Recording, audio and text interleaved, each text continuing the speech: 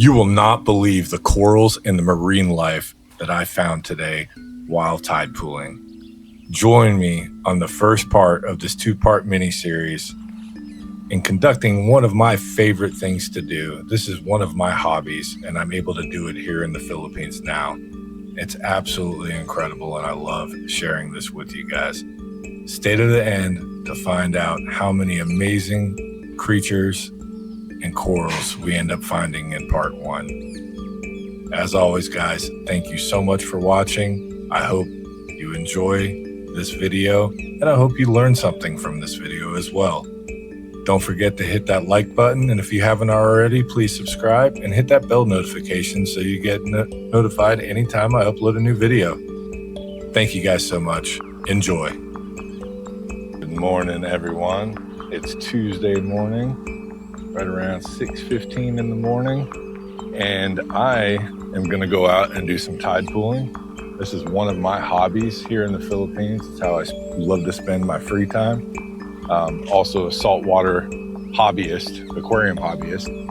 So coming out here and looking for new fish that I might be able to add to my aquarium is awesome.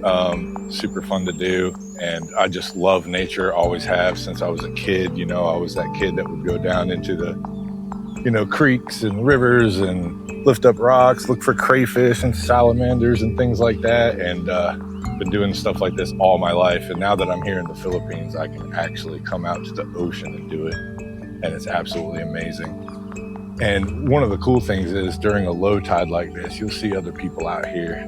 And what they're actually looking for are conch and different types of snails and shellfish that they'll eat.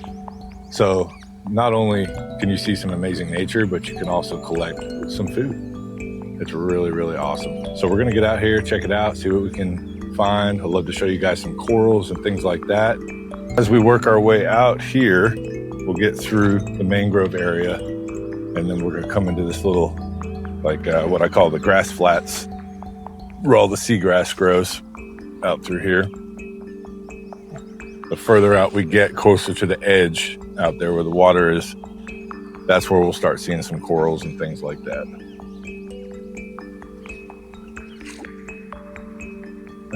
This is really cool.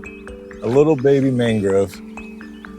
That's a baby mangrove tree just starting to grow and work its way up through the sand. Here's a really neat kind of starfish, guys. This one right here. This is actually called a sand-sifting starfish. And sand-sifting starfish do exactly what their name says. They sift the sand. So in the aquarium hobby, they're really good to have in bigger reef tanks with a lot of sand bed. They help keep the sand aerated and clean. These guys are just everywhere here. Really, really cool to see that guy coming out. Now, as the sun comes up, these guys will disappear into the sand. They're mainly nocturnal. They only come out at night and cruise around the sand beds and the grass flats. It's really neat to see that. There's another species of starfish right here, guys. There's a bunch of them right here coming out of the rocks. You see them all over the place there. These guys come in all different kinds of patterns and colors, and these are a species of serpent starfish. Really neat to see these guys coming out. They typically start coming out of the rocks when tide's falling. Right now the tide is falling. And then when the tide rises up, they also putting their legs out and catching small particles and food that's brought in by the tide or brought out by the tide. Here's a really small one right here for you guys. There you go.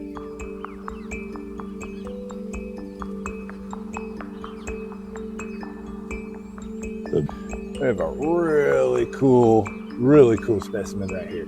So this is a sea hare. Sea hares feed on algae and they get rather large. This guy's gonna work his way back to the water, but it's basically a giant slug is what it is. And they come in different colors and shapes and sizes. And this is one of the biggest species here in the Indo-Pacific where we are in the Philippines, but that is a sea hare. So it's a species of sea slug. And this is where his face would be, and this is the back here. They also do a very good job of filtering sand. A lot of people don't know that about the sea hares, but they do filter sand, and at night they'll actually burrow down into the sand. As a matter of fact, as they're feeding, their waste comes out the back, and it'll just be like little balls of sand that come out of them, clean sand. So kind of cool to see that guy cruising around. Sun's finally coming up over the mountains behind town. So right over there is town center, right over that way. And the sun's creeping up over the mountains. Really, really pretty coming across the water. That's awesome.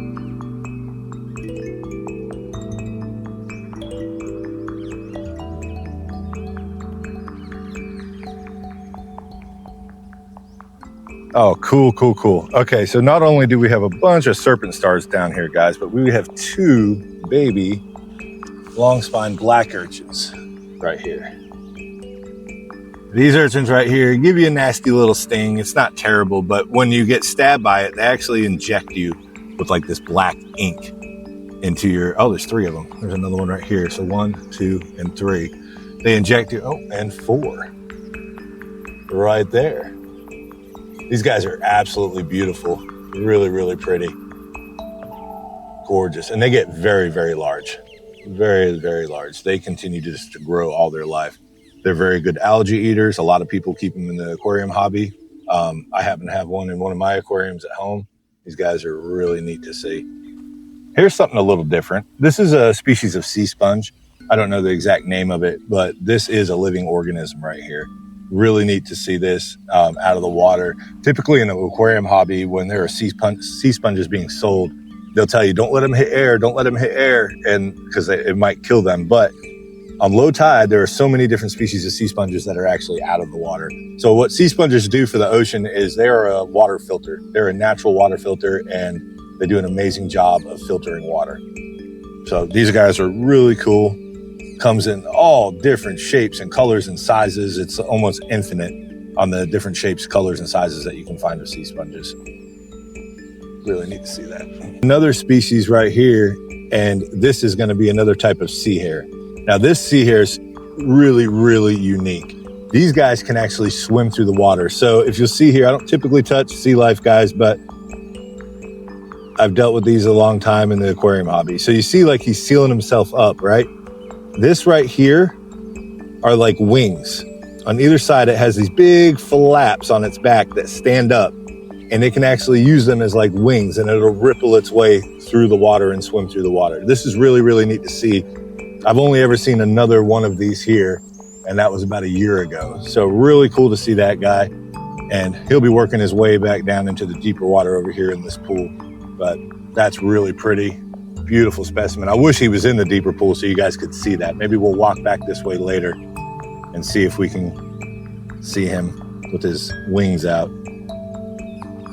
Really pretty. Yes. So this is a species of snail. A lot of people here eat these. This is a turbo snail. In the aquarium hobby, we like to have these in our aquariums to help eat various types of algae and things of that nature. Now, what's interesting about this turbo snail is it's got a couple little barnacles on it, which is kind of neat to see. This guy's been around for a while. This is what we would call a cat eye turbo. And as you can see, its foot is hard. It has a calcified hard foot, and it looks similar to a cat eye. And that's why they're called cat eye turbos. It's a cat eye turbo snail. All right, guys, we just found our first species of anemone. So this is an anemone. This isn't the type of anemone that Nemo would live on, but this is a tube anemone. So these guys have an extremely long fleshy tube that goes down into the earth, into the sand, and in between the rocks. And it can be upwards of 2 feet, 3 feet long sometimes. So these tube anemones are extremely colorful. Usually the center will have like a bright neon green color, and then the tentacles in UV lighting will be like a purple color, blue color. They have all different types of colors. Now, this is a tube anemone. These guys are really cool. Beautiful, beautiful specimen right here. And you see all his tentacles, and they have that fleshy tube where they can go down in, and there you go. So that's the tube that they live in, and that's why they're called tube anemones. And that tube can go way, way, way, way down. So really cool to find that guy.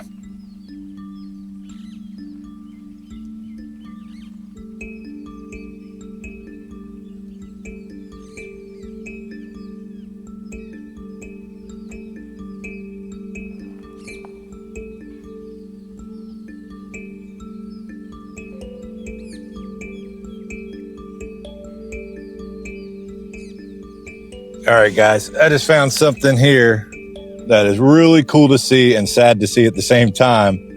But it's part of life in the coral reef. This starfish right here, I don't remember the exact scientific name. I will put it up on the screen, but these guys decimate coral reefs.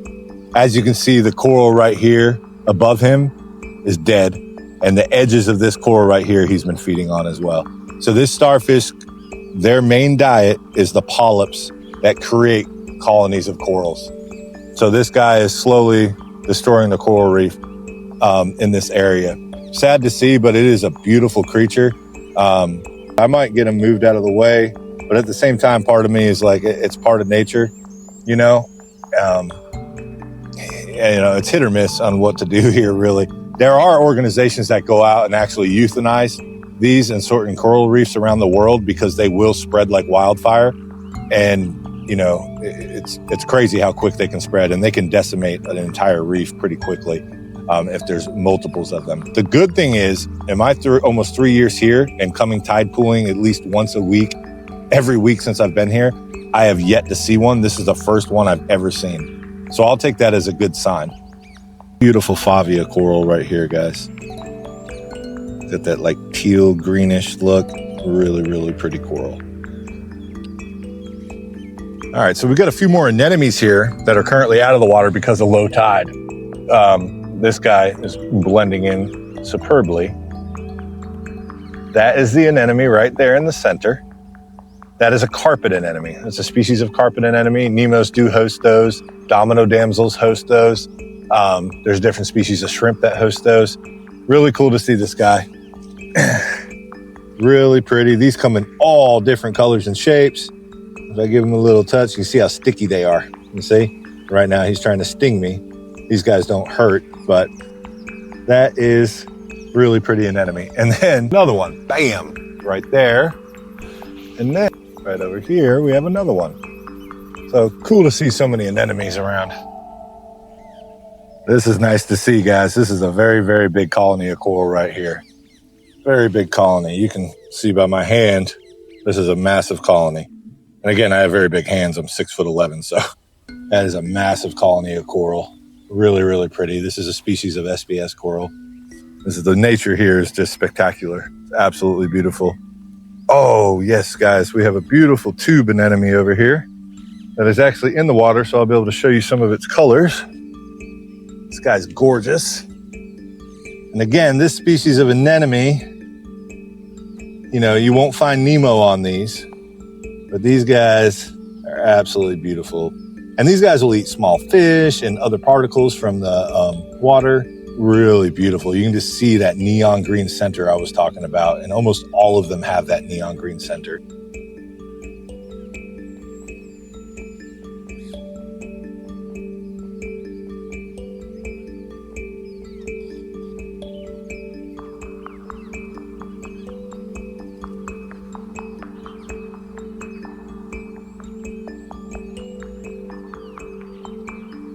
All right, guys, really cool find right here. See this guy? This is an upside down jellyfish. Yes, upside down jellyfish. Upside down, jellyfish are photosynthetic. So they're a lot like plants, right? They need sunlight to survive, and they pull that sunlight in through their little tentacles that they have. Upside down jellyfish do not sting. There are some species that do, but it's extremely mild. But you will never see them swimming like this. They never swim like that. They will flip back over, and they want to sit at the bottom, and they want to collect rays of sun. And there you go, right back to the bottom, and he said, let me get my sunshine. These are soft corals. These are a species of leather coral. We call leathers, and these are like a toadstool. We also call them toadstools. Really beautiful. You can see this one has its polyps out where part of it is still in the water. Soft corals are really neat. They don't have any skeletal structure like other corals do, like your SPS and your LPS. So really neat to see these guys. And these are all over the place here in the Indo-Pacific. And there are some beautiful, massive colonies of these. Hey guys, Randy here. Hope you guys are enjoying the tide pooling. Again, this is one of my hobbies, and it's how I like to spend my free time here in the Philippines. In America where I lived, I was close to the ocean, but not close enough to go as often as I wanted.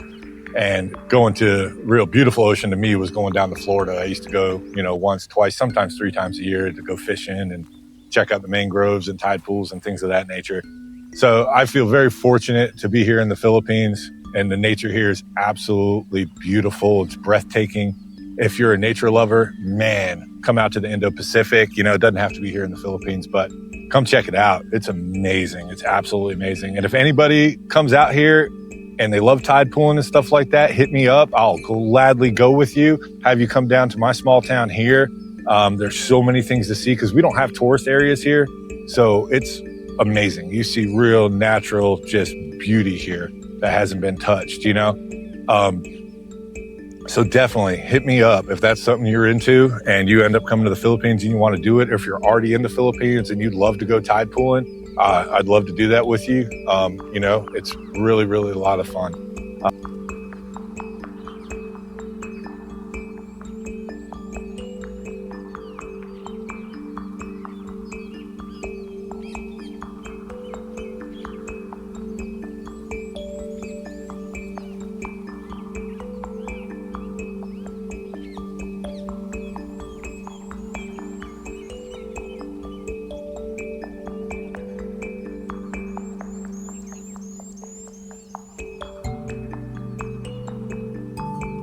So I just found this species of starfish, guys. This is called a general star. Some people call it the chocolate chip starfish. But this starfish isn't good for the coral reefs. There are tons of them here too in the Indo-Pacific, tons of them. So a lot of them are collected for the aquarium trade. The majority of the saltwater fish and saltwater invertebrate in the aquarium trade in America come from the Philippines. Kind of a fun fact, but that's the general starfish, or the chocolate chip starfish, and they're not good for corals. They will eat corals and decimate corals. They also eat anemones as well. Just thought I'd show you guys that. Just found a different species of anemone here, guys. This one's really pretty, and on the inside, it's super tiny. There is what we call a sexy shrimp chilling in there, shaking his butt. You see that little thing moving in there? That is called a sexy shrimp. They're called sexy shrimp because they dance. So guys, I'm gonna walk through the water now. We're gonna go out to those rocks out there. Let's see how far away we are.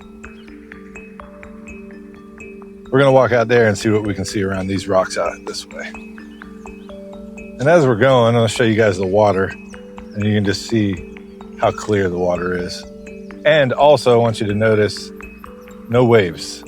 Notice that? No waves. Now, typically there's waves when we have storms and things of that nature, but because of the way the sea flows and the current flows here, we don't get waves coming directly inland on a regular. So really neat. You can come out to the water and it's almost always calm.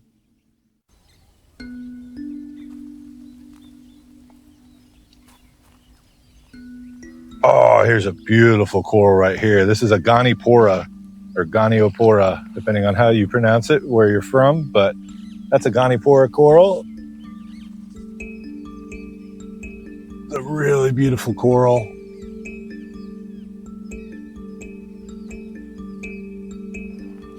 Really, really beautiful. And this is what you call an LPS, long polyp stony coral. Stony skeletal structure and very long polyps that come out.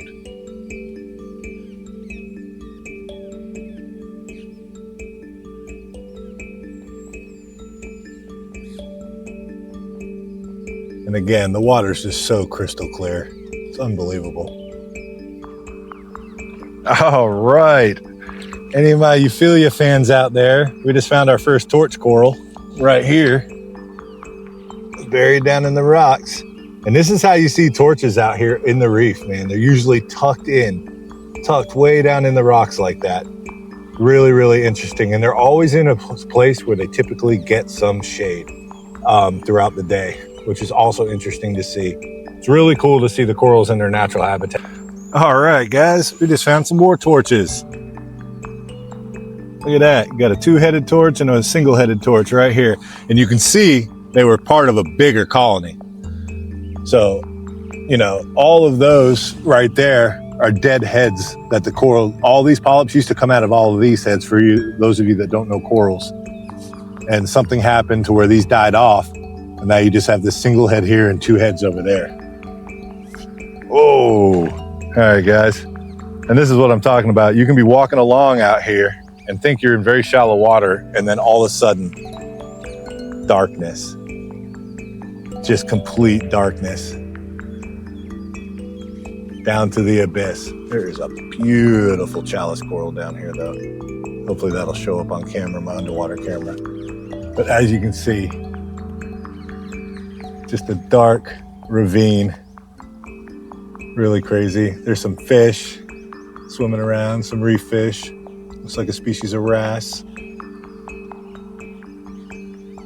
Absolutely beautiful. But this down here is gorgeous. I hope that shows up on underwater camera. Golly. That is a coral colony, and guys, that is the size of a, God, what would I compare that to? It's the size of an extra large suitcase, like a jumbo sized suitcase. I mean, it's massive, and that is one coral colony. That's freaking amazing to see. Purpura right there, growing on the ledge.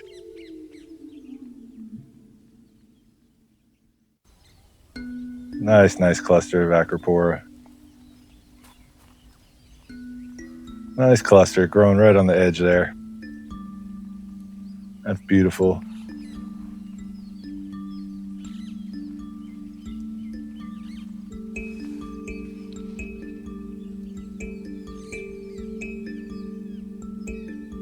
Really cool to see. Nudibranch are amazing. Comes in all different shapes, colors, and sizes. They're absolutely beautiful.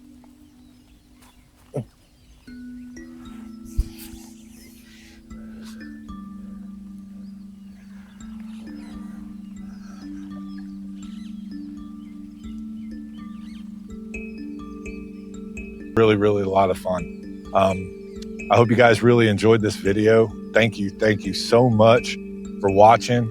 And again, let me know in the comments, do you guys want to see some stuff underwater? You know, do you want me to go out, you know, snorkeling and diving in lagoons and coral areas like that to see some more beautiful fish and things? Let me know. As always, I hope wherever you are in the world, you're happy and you're having an amazing day. Thank you so much for watching.